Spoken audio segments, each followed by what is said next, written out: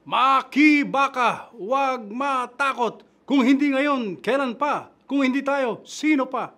Magandang araw mga kaibigan.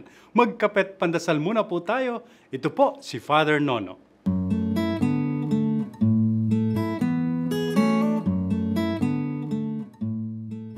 Parang may rally ang bungad natin, Padre ah.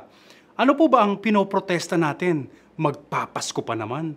Ay meron po. Sa katunayan, maaari nating sabihin na ang Pasko ay protesta.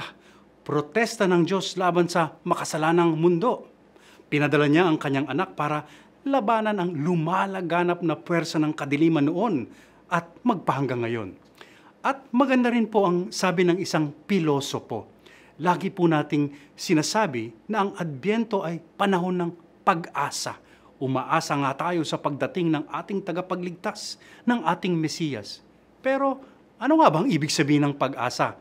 Sabi po ng pilosopo, ang pag-asa raw ay protesta, paglaban, pag-aalsa. Hope is an act of dissent. Pinanganak po kasi siya at nabuhay noong panahon ng mga giyera, World War I, World War II, panahon ng kadiliman, kumbaga, ng karahasan at kasamaan.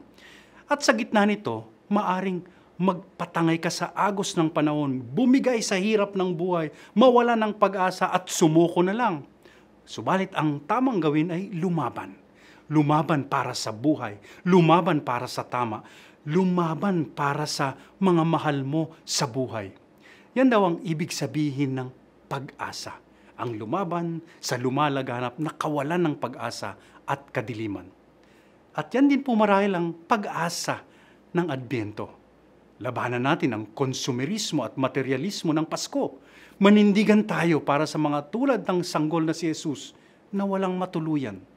Tumayo tayo sa piling ng mga pastol at mga mago na hinanap at pinili ang liwanag ng Pasko. Amen.